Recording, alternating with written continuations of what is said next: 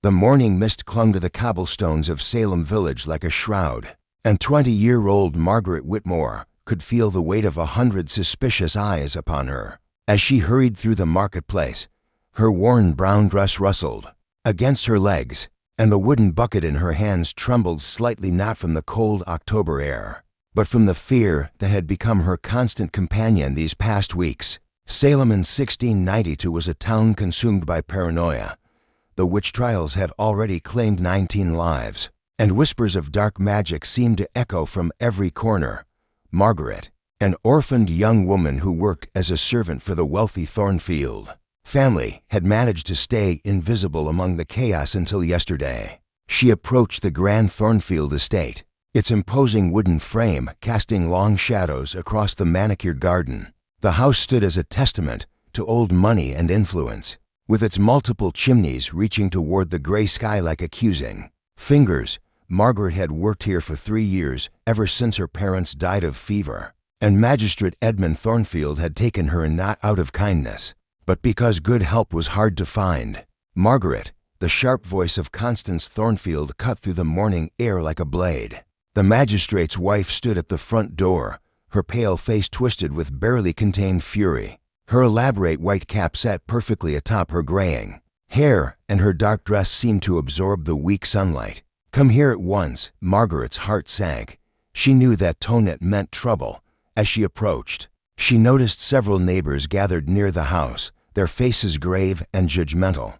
Among them stood Reverend Blackwood, a thin man whose sermons about sin and damnation had grown increasingly fervid as the witch hysteria spread.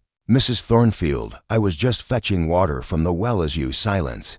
Constance's voice cracked like a whip.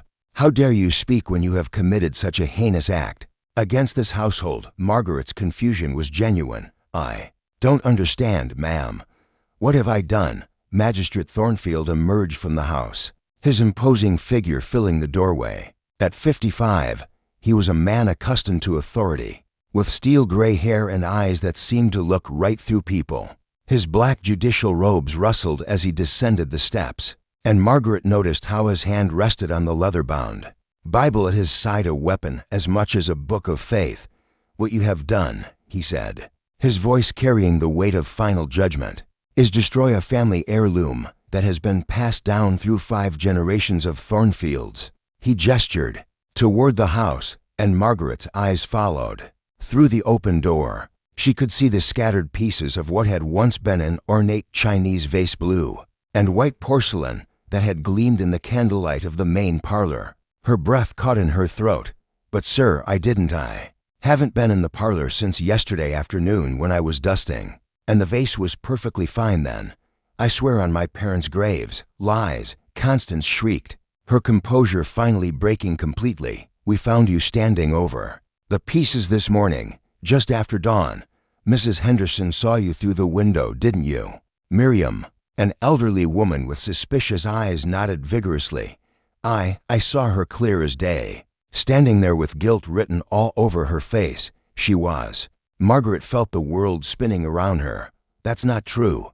I was in my quarters until just now. I never." "Enough." Magistrate Thornfield's voice boomed across the gathering crowd.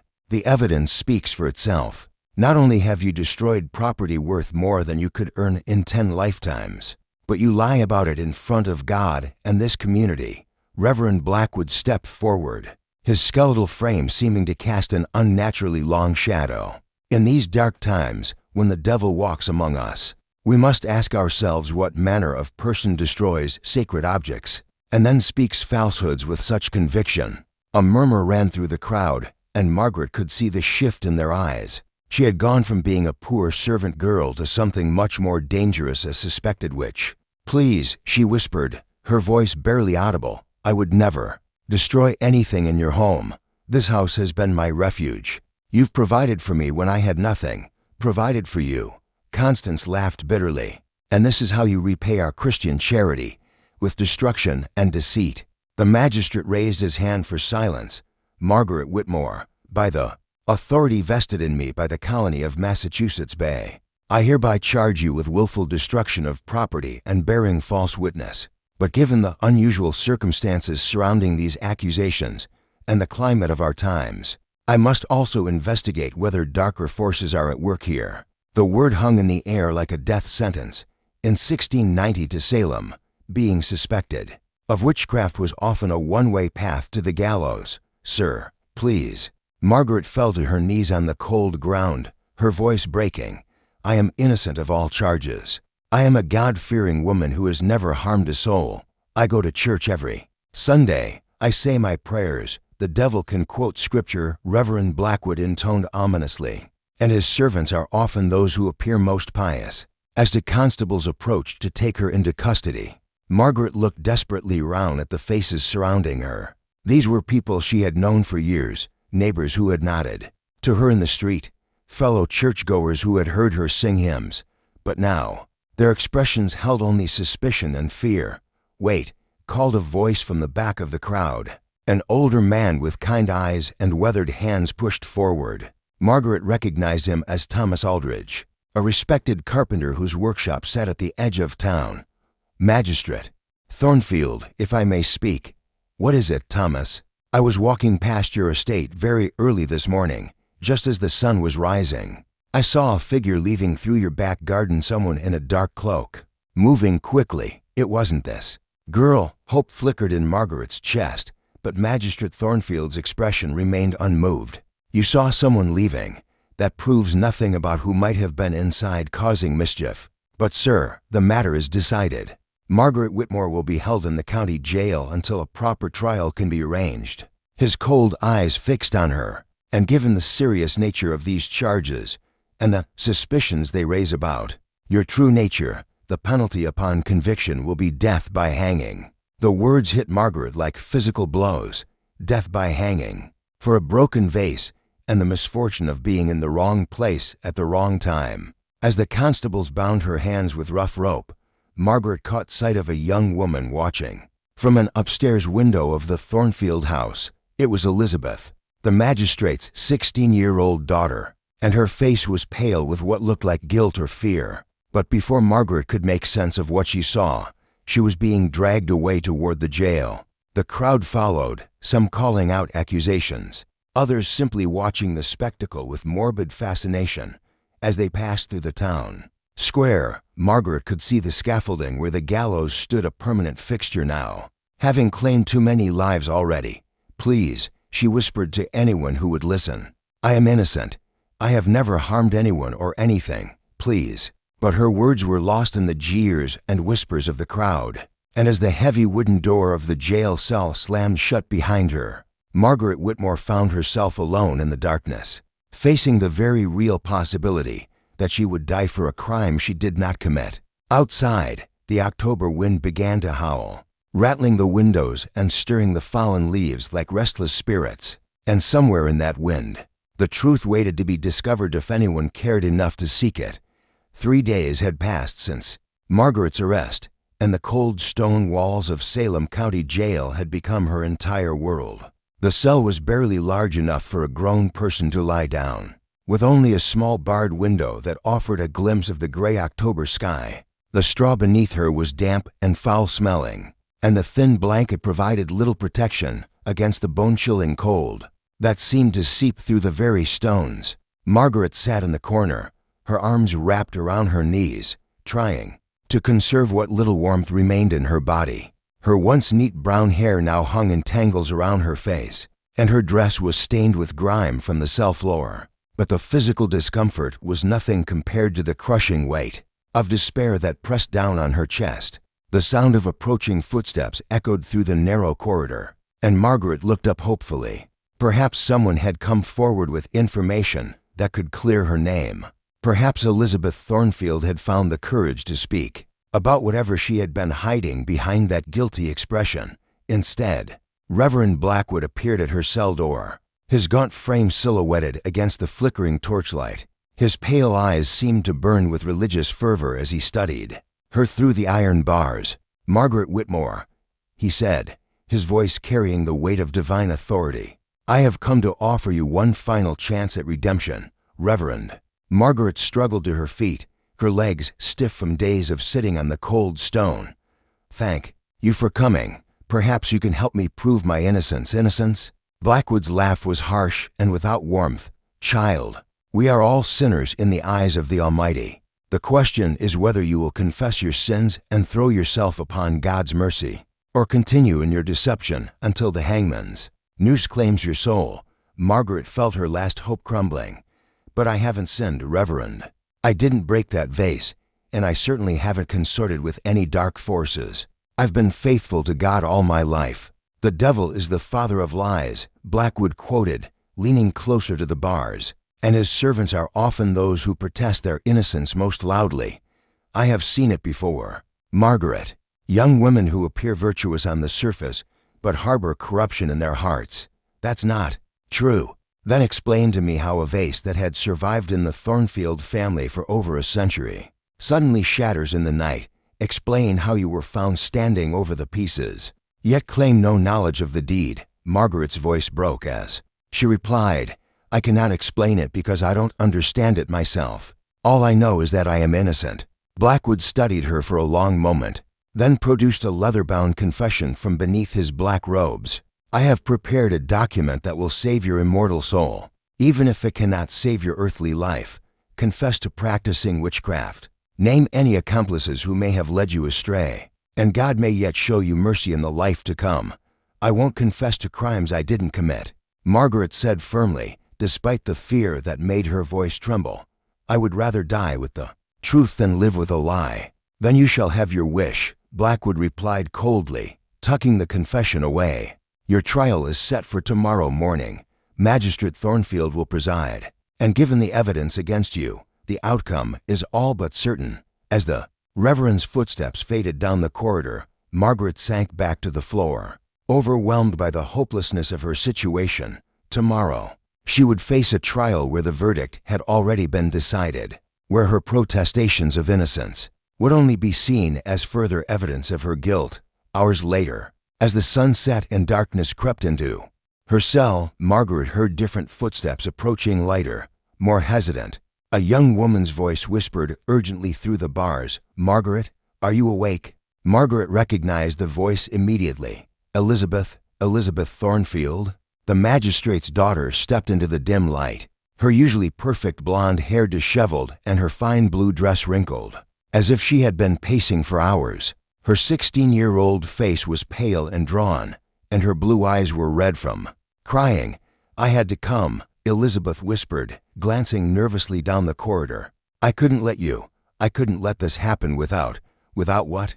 Margaret moved closer to the bars, hope flickering in her chest. Elizabeth, do you know something about the vase? The young woman's composure crumbled, and tears began streaming down her cheeks. It was an accident, she sobbed. It was all an accident, and I've been too frightened to tell anyone. Margaret's heart raced. What happened? Please, Elizabeth, tell me the truth. I was in the parlor that night, reading by candlelight when I should have been in bed. I heard footsteps and panicked, thinking it was Father coming to scold me for being awake so late.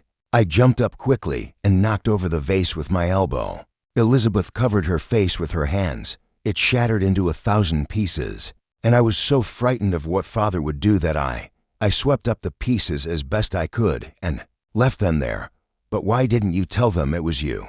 Because Father has been so stern lately, so focused on rooting out wickedness in the community. He's been talking about sending me to live with my aunt in Boston, because he thinks Salem has become too dangerous for young women. If he knew I had been disobedient, if he thought I might be influenced by the same dark forces he's been fighting. Elizabeth's voice broke.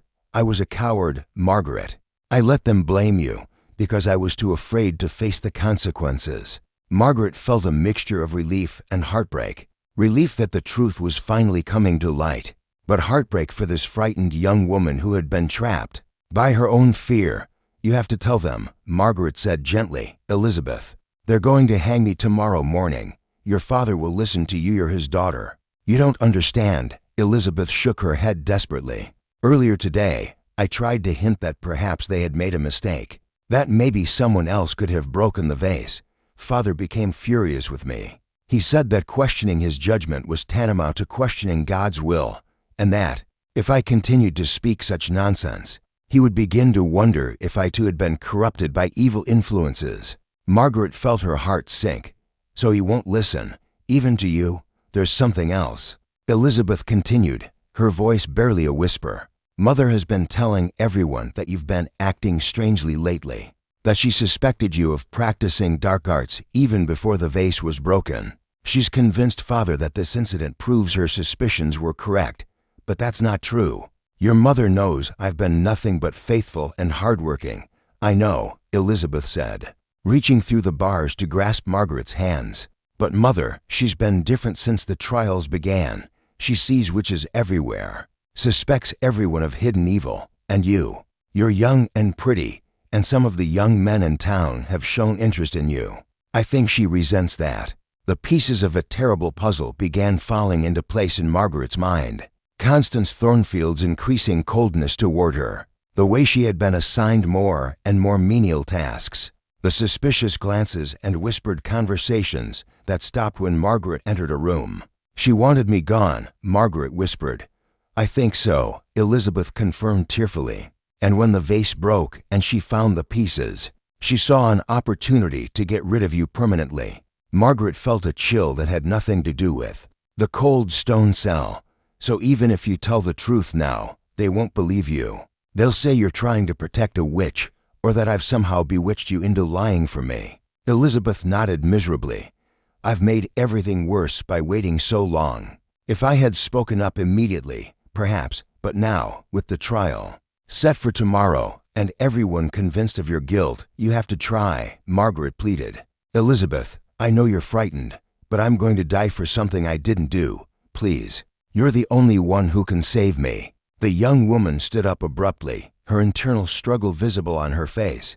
I need to think. Maybe there's another way. Maybe if I can convince Mother to tell Father the truth. There's no other way, Margaret said urgently. The trial is tomorrow morning. If you're going to speak, it has to be then, in front of everyone. I'll try, Elizabeth whispered, but her voice lacked conviction. I promise I'll try. As she hurried away into the darkness, Margaret was left alone again with the crushing weight of her situation. The truth had been revealed, but it might as well remain hidden if no one was willing to speak it aloud. And tomorrow, as the sun rose over Salem, she would walk to the gallows knowing that justice had been perverted by fear, jealousy, and cowardice. Outside her small window, an owl hooted in the distance, its lonely cry echoing across the sleeping town.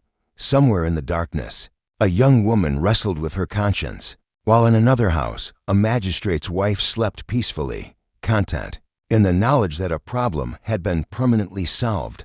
And in the county jail, an innocent woman faced what might be her last night on earth, praying for a miracle that seemed increasingly unlikely to come. Dawn broke gray and merciless over Salem Village on the morning of Margaret Whitmore's trial. The October air was sharp with the promise of winter, and a steady wind rattled the windows of houses where families prepared for what many expected to be both a trial and an execution. Word had spread quickly through the community the witch would be judged today, and if found guilty, she would hang before the sun reached its peak. Margaret had not slept. She sat in her cell, her back against the cold stone wall, watching the pale light creep through her barred window. Her hands were folded in prayer, though she wondered if God could hear her voice above the clamor of accusation and hatred that seemed to fill Salem like a poisonous fog. The sound of heavy footsteps announced the arrival of Constable Williams, a burly man with graying hair and eyes that held no sympathy. Behind him walked Reverend Blackwood, still carrying his leather-bound confession. Time to go, girl, Williams said, producing iron shackles from his belt. Your judgment awaits. One final opportunity, Blackwood added, holding up the confession. Admit your guilt. Name your confederates, and perhaps the court will show mercy. Margaret stood slowly, her legs stiff from the long night. I have nothing to confess except my innocence, and no confederates, because I am not what you believe me to be. Blackwood's expression hardened. Then you go to meet your Maker, with lies upon your lips. May God have mercy on your soul. The shackles were cold and heavy round her wrists and ankles, making each step a struggle as they led her from the jail. As they emerged into the morning light, Margaret saw that a crowd had already gathered in the town square. Men, women, and children lined the streets, some jeering and pointing, others watching with morbid curiosity. She recognized many faces, people who had known her for years, who had seen her at church every Sunday, who had benefited from her quiet acts of kindness. But now those same faces looked upon her as if she were a monster. The courthouse was a modest wooden building that served multiple purposes in the growing community. Today, it had been arranged for a witch trial, with Magistrate Thornfield's chair positioned prominently at the front, facing wooden benches packed with spectators, the smell of unwashed bodies. Fear and anticipation hung heavy in the air. Margaret was led to a small wooden chair facing the magistrate's bench, her shackles clanking with each movement. As she looked around the room, she saw Constance Thornfield sitting in the front row, her face a mask of righteous satisfaction.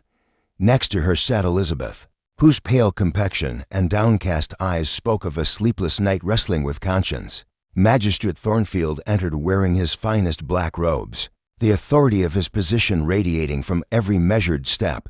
He carried himself like a man delivering divine justice, his gray hair perfectly groomed, his steel eyes surveying the packed courtroom with satisfaction. "Hear ye," called the court clerk. "The court of oyer and terminer is now in session. The Honorable Edmund Thornfield presiding. The matter before us today is the Crown versus Margaret Whitmore, charged with destruction of property, bearing false witness, and suspicion of practicing witchcraft." A murmur ran through the crowd at the formal reading of charges. Margaret's heart pounded as she realized that the suspicion of witchcraft, which had started as whispered speculation, had now become an official charge. "Margaret Whitmore," Magistrate Thornfield's voice boomed across the courtroom, "you stand accused of serious crimes against this community and against God himself. How do you plead?" Margaret stood as straight as her shackles would allow. "Not guilty, Your Honor. I am innocent of all charges." "Very well, Reverend Blackwood. Present the evidence." Blackwood rose, his thin frame seeming to cast long shadows even in the daylight streaming through the courthouse. "Windows, Your Honor. The evidence against this woman is both clear and damning. 3 days ago, a priceless family heirloom, a vase that had been in the Thornfield family for 5 generations, was discovered shattered in pieces. The accused was found standing over the destruction, yet claims no knowledge of how it occurred." "That's not true," Margaret called out. "I was never found standing over anything." Thornfield's gavel came down hard. "You will speak only when spoken to directly. Continue."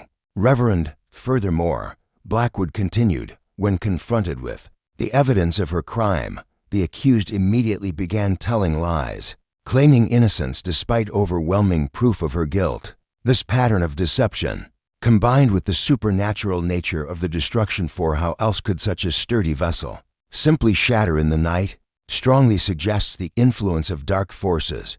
Constance Thornfield rose from her seat. "Your Honor, may I speak as the victim of this crime?" "You may." Constance moved to the front of the courtroom, her dark dress and severe expression making her appear like an avenging angel. "Your Honor, I have employed Margaret Whitmore in my household for 3 years. During that time, I have observed increasingly strange behavior. She often speaks to herself when she thinks no one is listening, and I have caught her staring at members of my family with malevolent expressions." Margaret's mouth fell open at these blatant lies, but Thornfield's warning glare kept her silent.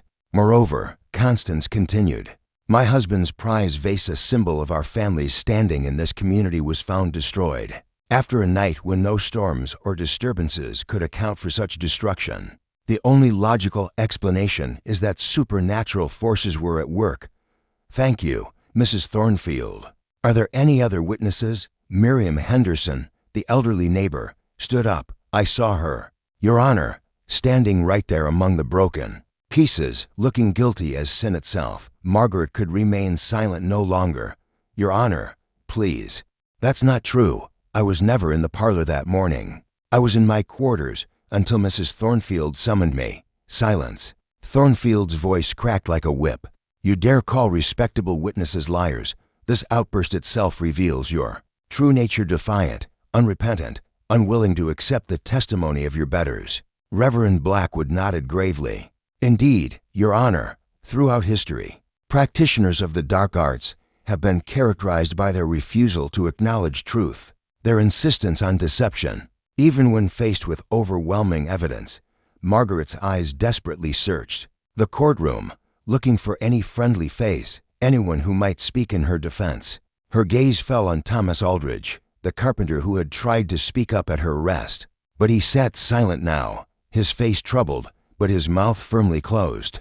Then she saw Elizabeth Thornfield, sitting beside her mother, her face pale and her hands trembling in her lap. Their eyes met for a moment, and Margaret saw the terrible conflict playing out behind the young woman's blue eyes, the battle between truth and fear, courage and self-preservation. "Your Honor," Margaret said, her voice strong despite her terror, "I request permission to call a witness in my own defense." Thornfield's eyebrows rose. A witness? What witness could possibly refute the testimony of 3 upstanding members of this community? Margaret's heart raced as she took the greatest gamble of her life. "I call Elizabeth Thornfield." A gasp ran through the courtroom. Constance Thornfield's face went white, while her husband's expression darkened with fury. "You dare involve my daughter in your web of lies," Thornfield roared. "Please, Your Honor," Margaret pressed on, knowing this was her only chance. "Let her speak. Let her tell the court what she knows about that night." All eyes turned to Elizabeth, who seemed to shrink into her seat under the weight of attention. Her father's voice was dangerously quiet when he spoke. "Elizabeth, my child, do you have anything to say regarding this matter?" The young woman's internal struggle was visible to everyone in the courtroom. Her hands shook. Her breathing was rapid and shallow, and tears began streaming down her cheeks. For a moment that felt like an eternity, she remained silent. Then, in a voice barely above a whisper, she said, "No, Father, I know nothing about what happened that night." Margaret felt her world collapse. Her last hope, her only chance at salvation, had just evaporated. The betrayal was complete not just by those who had falsely accused her, but by the one person who could have saved her. "There you have it," Thornfield declared triumphantly, even in her desperation. "The accused attempts to drag innocent family members into her deception. This final act of malice only confirms what we already know: Margaret Whitmore is guilty of all charges. I am innocent," Margaret cried out, her voice breaking with despair. "Before God and all of you, I swear I am innocent." But her words were lost in the murmur of the crowd, many of whom were already nodding in agreement with the verdict they saw as inevitable. Magistrate Thornfield stood, his imposing figure commanding absolute silence. "Margaret Whitmore, you have been tried before this court and found guilty of destruction of property, bearing false witness, and practicing witchcraft. These are serious crimes that strike at the very foundation of our community and our faith." He paused, letting the weight of his words settle over the courtroom. "However, before I pass sentence, I am compelled by law and conscience to ask one final time: do you wish to confess your crimes and throw yourself upon the mercy of this court?" Margaret looked around the packed courtroom one last time. She saw the eager faces of those hungry for her destruction, the satisfied expression of Constance Thornfield, the guilty anguish of Elizabeth, and the cold certainty of her judge. "I have nothing to confess," she said clearly, "except that I am innocent of all charges. If you hang me, you hang an innocent woman, and God will know the truth even if this court does not." Thornfield's expression hardened to stone. "Very well. Margaret Whitmore, I hereby sentence you to death by hanging, the sentence to be carried out immediately following this trial. May God have mercy on your soul, for this court has none to give." The gavel came down with a finality that echoed through the courthouse like thunder. As the crowd began to file out, many heading directly to the town square where the gallows waited, Margaret was led back into shackles. In 30 minutes, she would walk to her death, condemned not by evidence or truth, but by fear, jealousy, and the cowardice of those who could have saved her. As she was led from the courthouse, she caught one last glimpse of Elizabeth Thornfield, who sat frozen in her seat, staring at her hands as tears continued to fall. And in that moment, Margaret realized that while she would soon be free from this earthly suffering, Elizabeth would have to live with her choice for the rest of her life. The gallows waited, dark and silent against the gray October sky. The gallows stood in the center of Salem's town square like a monument to fear and hatred. The wooden structure, hastily erected during the height of the witch trials, had already claimed too many innocent lives. Now, as the crowd gathered for what they expected to be another execution, the scaffold seemed to cast a shadow that reached far beyond its physical presence. Margaret walked slowly toward her death, her shackled feet making soft scraping sounds against the cobblestones. Constable Williams held her arm. More to keep her upright than to prevent escape, there was nowhere to run, and the weight of iron chains made flight impossible anyway. Behind them followed Reverend Blackwood, still clutching his Bible and muttering prayers that sounded more like curses. The crowd had grown substantially since the trial's end. Word of the impending execution had spread through Salem like wildfire, drawing people from neighboring villages who wanted to witness what they believed would be justice served. Children sat on their fathers' shoulders for a better view, while women clustered in small groups, whispering among themselves about the dangers of harboring evil in their midst. As Margaret approached the gallows, she could see the hangman adjusting the noose with practiced efficiency. He was a stranger to Salem, hired specifically for these dark proceedings. A tall, thin man whose face was hidden beneath a black hood. The rope looked rough and yellow in the gray morning light, already formed into the knot that would end her life. "Any last words before you meet your maker?" Constable Williams asked, though his tone suggested he was merely following protocol, rather than showing genuine interest in her response. Margaret looked out at the sea of faces surrounding the gallows. Some showed excitement at the spectacle, others displayed grim satisfaction at seeing justice done. But she also saw uncertainty in many eyes, doubt that perhaps not everyone had fully suppressed. These people had known her for years. Had they truly forgotten who she was?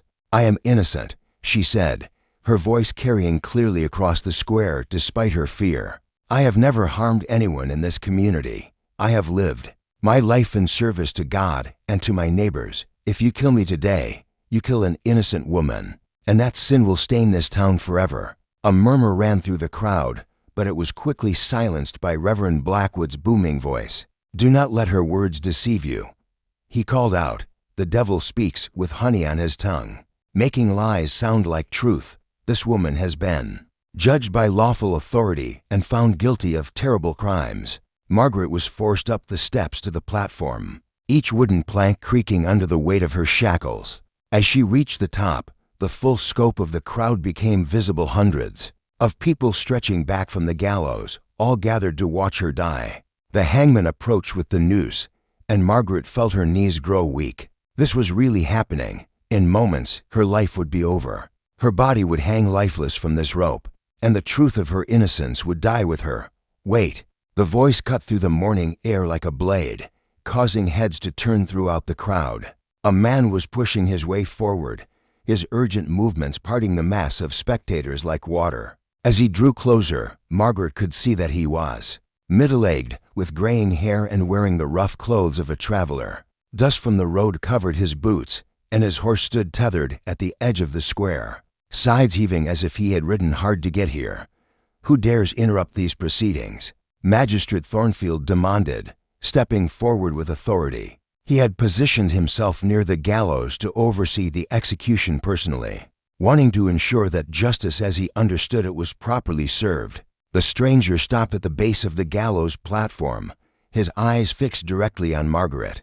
"My name is Samuel Morrison," he called out in a voice that carried years of hard living, but also unmistakable sincerity. "I'm a merchant from Boston, and I have something urgent to say about this woman." "These proceedings are concluded," Thornfield replied coldly. "Justice has been served by proper legal authority. Whatever you have to say has no bearing on. She saved my son's life." Morrison interrupted, his words ringing out across the suddenly silent square. The effect was immediate and dramatic. Conversations stopped mid-sentence. Children ceased their chattering, and even the wind seemed to pause. Margaret felt her heart leap with a hope she had thought was completely dead. Morrison looked directly up at her, his eyes filled with recognition and something that looked like wonder. "3 months ago, I was traveling through Salem with my 10-year-old boy, Daniel. We had stopped at the inn for the night when he fell gravely ill with fever. The local doctor had given up hope, said there was nothing more to be done." He turned to address the crowd, his voice growing stronger with each word. This woman, Margaret Whitmore, heard about my son's condition from other guests at the inn. She came to our room that night, bringing herbs and remedies she had prepared herself. She stayed by his bedside for 2 full days and nights, cooling his fever, giving him medicine, and praying over him when his condition grew desperate. Magistrate Thornfield's face had gone pale, but he struggled to maintain his composure. "This is irrelevant to the charges at hand. The woman has been found guilty by lawful proceedings." On the 3rd day, Morrison continued, his voice rising above the magistrate's protests. "My son's fever broke. His breathing became normal, his color returned, and by evening he was sitting up and asking for food. The doctor who had given up hope called it a miracle." Morrison pulled a young boy forward from the crowd, a healthy, bright-eyed child who looked up at Margaret with recognition and gratitude. "This is Daniel. He is alive today because Margaret Whitmore risked her own health to care for a stranger's child." Asking for nothing in return, the crowd began to murmur, confusion and doubt, spreading through their ranks like ripples in a pond. These were people who had known Margaret for years, and Morrison's story rang with the truth of her character. They had somehow forgotten in their fear and suspicion. "She is no witch," Morrison declared, his voice carrying absolute conviction. "She is a healer, a woman of God who uses the gifts he gave her to help those in need. I have traveled throughout the colonies, and I have never met anyone with a more generous heart or a purer soul." Elizabeth Thornfield suddenly stood up from where she had been sitting with her mother, her face streaked with tears, but her voice surprisingly strong. "He's telling the truth." All eyes turned to the magistrate's daughter as she stepped forward, her hands trembling, but her resolve finally found. "Father, I can't let this happen. I can't let an innocent woman die for my mistake." Constance Thornfield rose quickly, grabbing her daughter's arm. "Elizabeth, sit down this instant. You don't know what you're saying. I know exactly what I'm saying." "Mother," Elizabeth gently but firmly pulled free from her mother's grasp. "I broke the vase. It was an accident. I was reading in the parlor when I should have been in bed, and when I heard footsteps, I jumped up quickly and knocked it over with my elbow." The crowd erupted in shocked whispers and exclamations.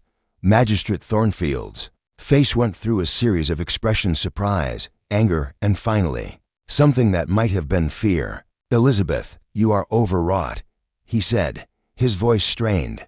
"Return to your seat immediately." "No, Father." Elizabeth's voice grew stronger with each word. "I have been a coward for too long. I let fear make me silent while an innocent woman faced death from my accident. Margaret Whitmore is not a witch. She is the kindest person I have ever known." She turned to address the crowd directly. "How many of you has she helped over the years? Mrs. Patterson, when your baby was sick with colic, didn't Margaret bring you remedies that helped him sleep? Mr. Aldridge, when your wife was bedridden with her difficult pregnancy, didn't Margaret bring food and comfort to your family every day for weeks?" Heads began turning throughout the crowd as people remembered acts of kindness they had forgotten in their hysteria. Thomas Aldridge stepped forward, his weathered face etched with guilt. "The girl speaks truth," he called out. "Margaret Whitmore delivered my wife's baby when the midwife couldn't come due to a storm. She saved both their lives that night, and I repaid her kindness with silence when she needed my voice most." Other voices began joining in from throughout the crowd. "She nursed my mother through her final illness. She taught my daughter to read when no one else would. She gave us food when my husband lost his job and we had nothing." The tide was turning, and everyone could feel it. Constance Thornfield looked round desperately, seeing her carefully constructed narrative crumbling before her eyes. "These people are being influenced by the same dark forces," she cried out. "Can't you see? She has bewitched them all." But her words fell on increasingly deaf ears. Morrison stepped onto the gallows platform, positioning himself between Margaret and the hangman.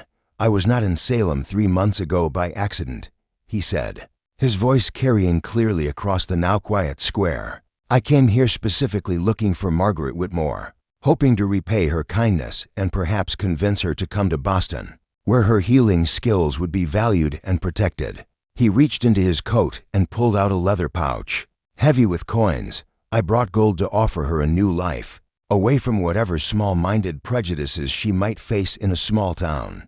I never imagined I would arrive to find her about to be murdered for a crime she did not commit. Magistrate Thornfield stood frozen, the weight of his mistake and his wife's machinations becoming clear to everyone present. The crowd's mood had shifted completely. What had begun as bloodthirsty anticipation had transformed into shame and anger at the injustice they had nearly witnessed. "Father," Elizabeth said quietly, stepping up to the platform, "please, release her. You know, in your heart, that she is innocent." The magistrate looked around at the faces surrounding him, his daughter's pleading eyes, Morrison's unwavering conviction, the guilty expressions of his neighbors who had allowed fear to override their better judgment. Finally, his gaze settled on Margaret herself, and for the first time, he truly looked at her not as a suspect or an enemy, but as a human being he had known for years. "Remove the noose," he said quietly to the hangman. "Sir," the executioner seemed confused by the sudden change. "I said remove it." Thornfield's voice cracked with emotion. "Constable Williams, release her bonds immediately." As the shackles fell away from Margaret's wrists and ankles, she felt her legs give out from relief and exhaustion. Morrison caught her arm, steadying her as she struggled to process that she was actually going to live. The crowd began to disperse, many people approaching the platform to offer apologies and words of support. Some wept openly, ashamed of how quickly they had turned against someone who had shown them nothing but kindness. Constance Thornfield stood apart from the reconciliation, her face a mask of fury and defeat. As Margaret passed by her on the way down from the gallows, the older woman hissed quietly, "This isn't over, girl. You may have escaped today, but Salem has a long memory." Margaret looked at her with more sadness than anger. "Mrs. Thornfield, I bear you no ill will. I hope someday you can find peace with whatever drove you to this cruelty." As they walked away from the gallows together, Morrison explained his offer once more. "Boston needs healers, Margaret. There are good people there who would value your skills and protect you from this." He gestured back toward the scaffold. Margaret looked around at Salem one last time, at the town that had been her home for years, where she had found both kindness and nearly lost her life. "I think it's time for a new beginning," she said softly. Elizabeth Thornfield ran up to them before they could leave. "Margaret, I'm so sorry. I was a coward when you needed courage from me most." Margaret embraced the young woman gently. "You found your courage when it mattered most. That took great strength, Elizabeth. Your father should be proud of you. Will you ever forgive me?" "I already have," Margaret replied with genuine warmth. "Use this experience to grow strong and wise. Salem will need people like you to ensure this never happens again." As Margaret mounted Morrison's spare horse and prepared to leave Salem forever, she looked back at the gallows one final time. The rope that would have ended her life swayed gently in the autumn breeze, a stark reminder of how close she had come to becoming another victim of fear and prejudice. But she was alive. Truth had prevailed, even at the last possible moment. And somewhere ahead, in Boston or beyond, a new life awaited, one where her gifts as a healer would be valued rather than feared, where helping others wouldn't be mistaken for witchcraft, where justice meant protecting the innocent rather than satisfying the mob. The October sun broke through the gray clouds as they rode east, casting long shadows behind them and warming their faces with the promise of better days ahead. Margaret Whitmore had escaped the gallows, but more importantly, she had escaped with her integrity intact and her faith in human goodness, though tested, ultimately reaffirmed. Behind them, Salem would have to reckon with what it had almost done, and hopefully learn from its near-tragic mistake.